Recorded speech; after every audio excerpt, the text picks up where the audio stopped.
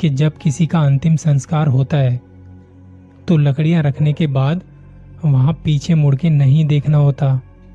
अगर जो ऐसा नहीं करता तो उस वक्त वहां जो अदृश्य शक्तियां होती हैं, आत्माएं होती हैं, भूत होते हैं, वो आपके पीछे पड़ जाते हैं और फिर उस इंसान को, या कहूं तो उस इंसान की आत्मा को, उसके शरीर से निकालकर अपने साथ ले जाती हैं।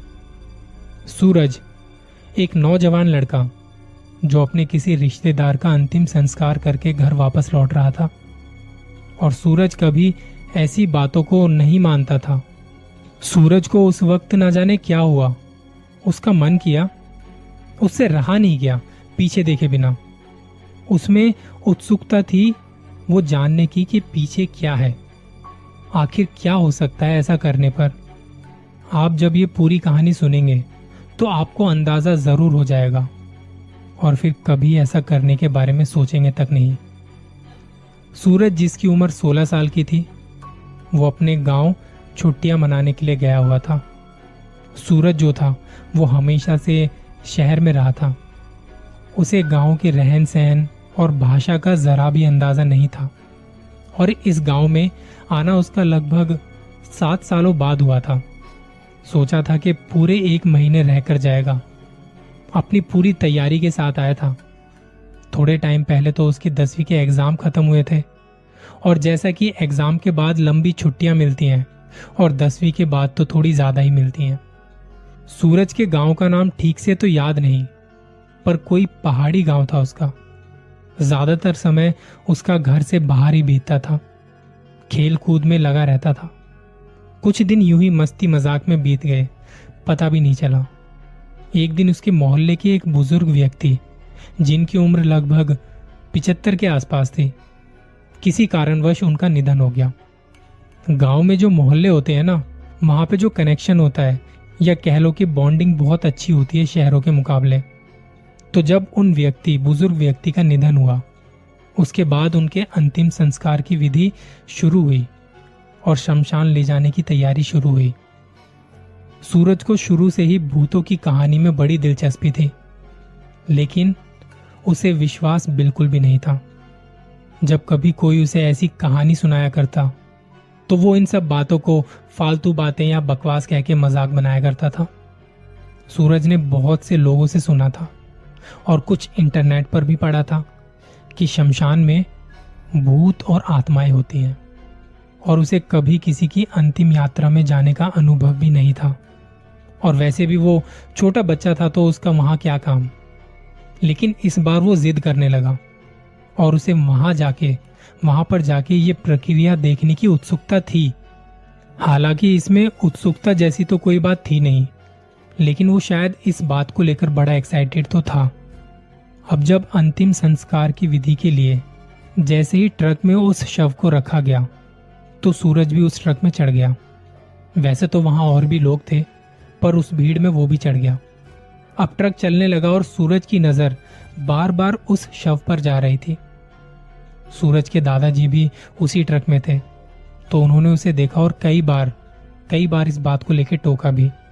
कहा कि बेटा, कभी भी ऐसी चीजों को या ऐसी जगहों को ज्यादा बार बार घूर के नहीं देखना चाहिए। लेकिन सूरज कहाँ किसी की सुनता, उसके दिमाग में शायद कुछ और ही था। खैर, शमशान पहुंचने के बाद शव को उस ट्रक से उतारा गया। थोड़ी देर में अंतिम संस्कार की विधि शुरू हो गई, और पूरी विधि के समापन हो जाने के बाद सभी को कहा गया कि इसके बाद कोई भी पीछे मुड़ के नहीं देखेगा और ना ही इस शख्स का नाम लेगा जिनकी मृत्यु हुई है। इसके बाद सबको लकड़ियां दी गई और उन सब लकड़ियों को पीछे फेंककर सारे लोग आगे बढ़ गए। सूरज का मन बार बार ये चाह रहा था कि वो बस एक बार जरूर पीछे देखे, पीछे मुड़ के देख लूं बस। लेकिन शायद अगर वो ऐसा करता तो उसे सबकी डांट खानी पड़ती। इस वजह से वो बाकी सबसे थोड़ा धीरे धीरे चलने लगा, और मौका मिलते ही उसने एक बार पलट के देखा, और तब वहां उसे जो दिखा कि उस शव के आसपास कोई 3 या 4 परछाई उस शव के पास घेरा सा बना रही थी। सूरज ने जब उन्हें देखा तो उन परछाइयों की नज़र सूरज पर पड़ गई। ये देखकर सूरज की हालत खराब हो चुकी थी, उसकी धड़कनें बढ़ चुकी थी। अब ज़्यादा कुछ ना सोचते हुए वो आगे बढ़ गया। अंतिम संस्कार की विधि के बाद वो अपने घर पहुंचा, नहा धोकर अपने कमरे में आया। रात हो चुकी थी, लेकिन उसे ये जरा भी अंदाजा नहीं था कि उसने किस मुश्किल से पंगा ले लिया है। इन सब बातों से अनजान सूरज सो चुका था। रात के करीब 3 बजे के आसपास उसे कोई आहट सुनाई दी। कुछ सुना उसने और वो जाग गया। उसकी जब आंखें खुली तो अंधेरे में उसने देखने की कोशिश की। देखा तो सामने की दीवार पर कोई छिपकली की तरह चिपका हुआ है और वो देखते ही सूरज की सांसें फूलने लगी। उसने अपनी आंखें बंद की, अपने चेहरे को ढक लिया। धीरे धीरे उसने बाहर देखने की फिर से कोशिश की तो अब उसने छत से लटके पंखे पर किसी परछाई को देखा जो कि पंखे के साथ साथ घूम रही है। उसने फिर से अपनी आंखें बंद कर ली और अब उसे महसूस हुआ कि कोई उसके बिस्तर पर धीरे धीरे उसके पास आ रहा है। सूरज की अब सांसें चढ़ने लगी, पर पता नहीं कैसे उसके मुंह से चीखने की आवाज निकली, जिसके बाद घर के बाकी लोग अपने कमरे से बाहर आ गए। उन्होंने सूरज को पूछा, क्यों चिल्ला रहा है, क्या हुआ? तब सूरज ने डरते हुए अपनी कांपती हुई आवाज से उस दीवार की तरफ इशारा किया। जब बाकी लोगों ने देखा तो उस दीवार पर कोई नहीं था, पर सूरज ने सबसे कहा कि मुझे वहां पर कोई परछाई दिखी थी जो शायद मुझे मारना चाहती है।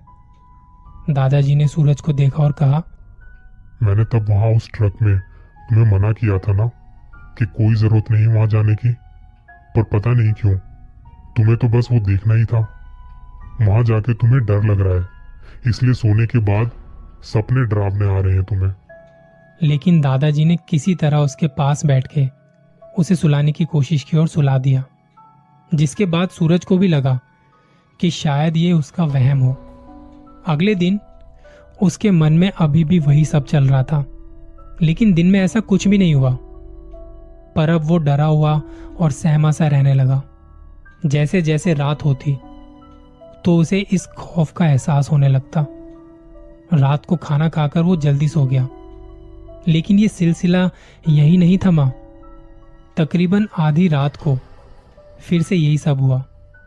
उसे दोबारा कोई आहट सुनाई दी, जिसकी वजह से वो जाग उठा और ये देखते ही वो चिल्लाना चाह रहा था, पर इस बार उसके मुंह से आवाज नहीं निकल पा रही थी। वो तीनों आत्माएं उसे अब परेशान कर रही थी। सूरज के हाथ पैरों को जकड़ लिया था। वो बस छटपटा रहा था, लेकिन कुछ कर नहीं पा रहा था। सूरज ने अपनी आंखें कस के बंद कर ली और उसमें से एक बड़ी भारी आवाज में किसी ने कहा कि तूने जो गलती की है उसकी सजा तो तुझे भुगतनी पड़ेगी। तूने तेरी जिंदगी की सबसे बड़ी गलती कर दी है। खैर, अब तेरे पास समय ही कहाँ रह गया है। बहुत जल्दी हम भटकती आत्माओं के बीच तेरा भी नाम होगा। और अचानक से एक हंसी की आवाज के साथ वो आत्माएं कहीं गायब सी हो गई। सूरज के मुंह से अब आवाज निकली और उसके हाथ पांव भी खुल गए। तब उसे यकीन हो चुका था कि हमारी इस दुनिया के बाहर भी एक और दुनिया है। अगले दिन जब वो उठा तो उसने जिद की कि उसे शहर वापस जाना है। शायद उसके मन में था कि यहाँ से जाने के बाद उन आत्माओं से पीछा छूट जाएगा, लेकिन शायद ये उसकी गलतफहमी थी।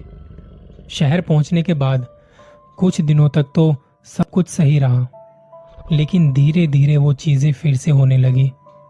एक रात जब वो सो रहा था, वो उठकर वॉशरूम गया। हाथ धोने के लिए वॉश बेसिन की तरफ बढ़ा, हाथ धोने लगा और फिर वहां जो शीशा था उसमें देखा तो वही आत्मा उसके पीछे दीवार पर से ऊपर से नीचे सरक रही है। ये देखते ही सूरज पलटा, लेकिन अब वहां कोई नहीं था। उसे शायद ये सब अपना वहम लगा और इस बात को यहीं जाने दिया। और जैसे ही हाथ धोने वापस पलटा तो इस बार उसके पीछे तीनों एक साथ किसी पुतले की तरह वहां चिपके पड़े थे। इसे देखने के बाद उसकी दोबारा हिम्मत नहीं हुई कि वो वहां पीछे पलट कर देखे। वो जल्दी से अपने कमरे में गया और कंबल मुंह पर ओढ़कर चुपचाप से सोने की कोशिश करने लगा। नींद तो अब उसकी उड़ चुकी थी। थोड़ी देर में उसे महसूस हुआ कि जैसे कोई उसका बेड हिला रहा है। एक तो पहले से ही इतना डरा हुआ था और अब ये सब होता देख और भी ज्यादा डर गया। फिर भी उसने हिम्मत करके डरते डरते बेड के नीचे की तरफ झांकते हुए देखा तो उसकी आंखें फटी की फटी रह गई। वहां एक परछाई थी जो बेड को जोर जोर से हिला रही थी। सूरज को पता नहीं चला, लेकिन थोड़ी देर में उसकी आंखें बंद सी हो गई। अगले दिन जब माँ पापा उसे उठाने के लिए उसके कमरे में आए तो सूरज उन्हें बेड पर नहीं, बेड के नीचे लेटा हुआ मिला। सूरज को कुछ भी याद नहीं था, इस बारे में उसे कुछ भी नहीं पता। लेकिन इसके बाद दिन पर दिन उसकी हरकतों में काफी बदलाव आ रहे थे। वो अब बड़ी अजीब अजीब आवाजें निकालने लगा था। आधी रात को वो कुछ इस तरीके से चिल्लाया करता कि जैसे किसी ने उसकी हड्डी तोड़ मरोड़ दी हो। और धीरे धीरे अब ये हर रात की बात हो गई थी। हालांकि दिन में सब कुछ ठीक ठाक रहता, लेकिन शाम ढलते ही उसके अंदर बदलाव आ जाते। माँ बाप को कुछ ठीक से समझ नहीं आ रहा था कि क्या हुआ है सूरज को। और एक रात चुपके से दोनों उसके कमरे में चुपचाप पहुंचे। वहां पहुंच के जो देखा वो देखकर उनकी रूह कांप उठी। वहां सूरज कुछ अजीब सी आवाजों में बात कर रहा था। उसके शरीर का पूरा आकार बदल चुका था, चेहरा सड़ चुका था, गंदे से दांत और एक बहुत डरावनी सी हंसी। कभी वो दर्द से तड़पता तो कभी अजीब सी हंसी हंसता। सूरज ने अपने माँ बाप को देखते हुए कहा कि ये लोग मुझे ले जाने आए हैं। आने वाली अमावस्या की रात को ये मुझे ले जाएंगे। मेरे पास बस तब तक का समय है, आप मुझे बचा नहीं पाएंगे। माँ बाप अपने बच्चे की इस हालत को देखकर रोने लगे। सूरज के पिताजी को याद आया ये गांव से आने के बाद ही ऐसा हुआ है, यानी कि इसका कनेक्शन गांव से ही है। कहीं ना कहीं गांव में ही कुछ ऐसा हुआ है जिसकी वजह से आज उसकी ऐसी हालत है।